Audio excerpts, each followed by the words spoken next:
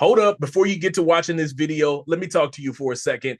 Hit that bell down below and subscribe to the Fitz Take Podcast YouTube channel so you'll know when every episode is dropping or if something has been posted on this page. Also, be sure to follow me and Elijah on our social media platforms. They will be linked down in the description. Now back to the episode. Florida State and Georgia Tech, two teams playing international all the way overseas, but they're given a chance to get some fan base guys out there. But the game ended wild. Georgia Tech comes off with the upset, which I didn't see coming. I don't know if you've seen it coming, Fitz, but the number 10 Florida State Seminoles fall short against Georgia Tech. And I can tell you this, man, just hearing football was back excited me. But just to show that all these teams are on an even playing field, I think anybody could beat anybody this year. What is your take on that football game right there, Fitz? Before I get into the take, man, we got to look at this celebration of how these guys got down after they won that game, bro. Just, you gotta love seeing guys get their opportunity to go out there and prove like, hey, we good enough. You know what I'm saying? Yeah,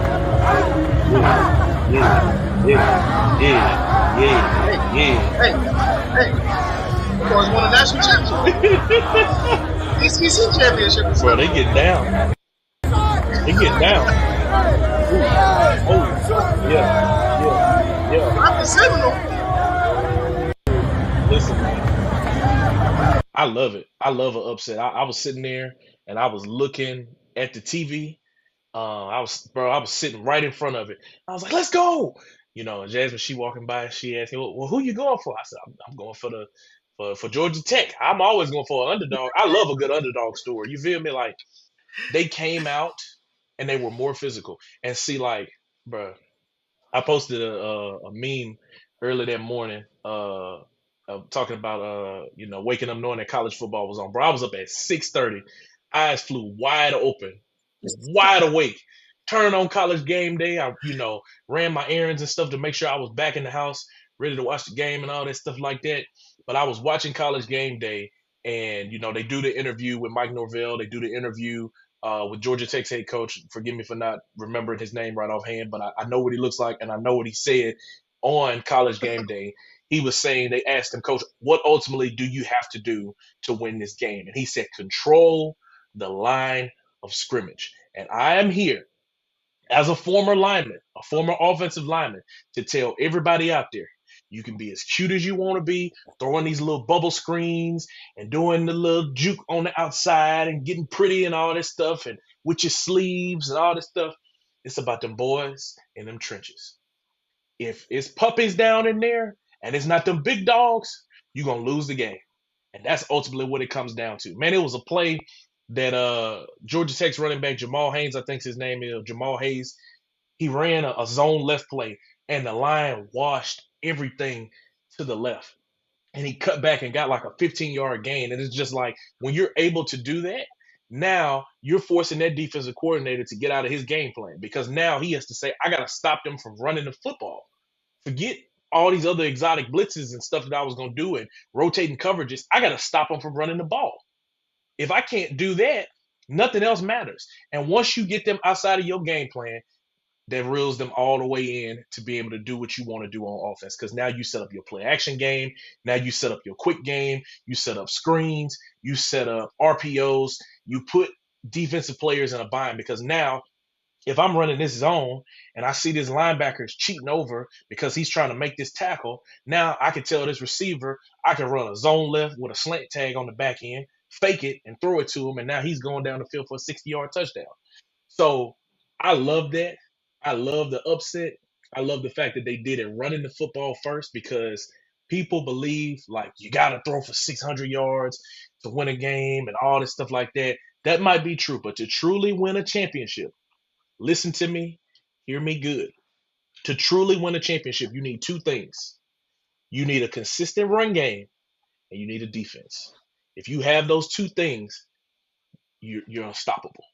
My reason in that is because everything sets up off of that. It sets up your quick game. It sets up your play action pass. It sets up your shot plays. It sets up your trick plays. Everything that you do off of the run game sets up everything else. And you combine that, and it also allows you to control the pace of the game. Say you want to go a little bit faster. All right, if I get a 10-yard gain, boom, I run up to the line. I can hurry up and run it again, get another 6-7 yard gain. Now I got the defense scrambling. Now the defensive coordinator can get the calls in. Guys are out of place. Now I can run a play and get a quick score on them. Being able to do all of those things sets you up, man. And so shout outs to Georgia Tech for being able to get that done, man. What do you think about seeing an upset? Not only this early, the very first game that we see right after college game day, we roll right into it, and here this game comes on. What did you think about it? I just think everything is fair game in college football this year. I just think because everybody's on an even playing field. I know we had those areas where Alabama dominated, Georgia dominated. I don't see so much domination from one team this year. The transfer portal played a lot in it, but I also just think that with everything, with Texas joining the SEC, Bama doesn't have a cakewalk in that West. LSU doesn't have a cakewalk in that West.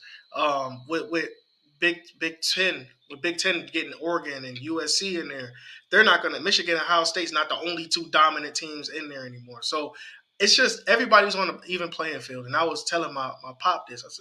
He was telling me that college football may be a little too amped up. I told him, no, you can't duck smoke this year.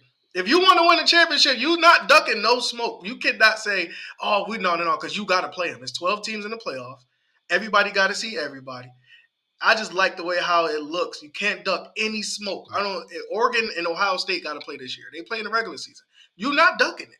So at the end of the day, I just feel like, seeing that early, just telling me that expect a wild and crazy college football season because this is only week 1, man. And hey, look, I expect to see 5 Hail Marys this year going for championships. Now, I may be joking. I'm joking with that.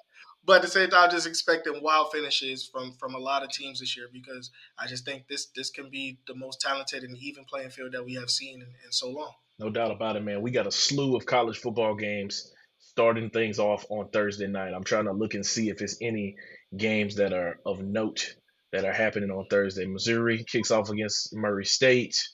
Kansas, ranked number 22, against Lindenwood. Tulane opens up against Southeastern. That should be an interesting game there. And then you got games going on Friday night. Oklahoma playing. And then, of course, you got Saturday. Clemson and Georgia. That's an 11 a.m. kick. Woo. way to start it off, huh? And then I think College Game Day is going to be in College Station for that week. I think they announced it already, but who is Texas A&M playing? They are playing Notre Dame. That's the night game on ABC. Texas A&M is favored by 3. I know Florida and Miami kick off week 1 too. That's gonna be a game right there too. So we got some great games slated out there, man. Just you gotta love it. College football season is here. Football season. So college football, we got jamborees with high school starting up this week as well. So we're going to be trying to roll in all different types of content here on the show for you guys so y'all can get a little taste of everything. Like, we're not just going to be talking about, just the Cajuns, just LSU. Like, we're gonna try to spice it up a little bit, make it like a little gumbo, put a little of this, put a little of that in there, and make it interesting for you guys. Thank you so much for watching this clip of the Fitz Take podcast. Be sure to like this video and also subscribe to the YouTube channel, and also follow me and Elijah on our social media platforms. They will be linked down in the description. And remember, every episode of the Fitz Take podcast will air right here on the YouTube channel every Monday at 2 p.m. Thank you so much for watching, and we'll see you next time.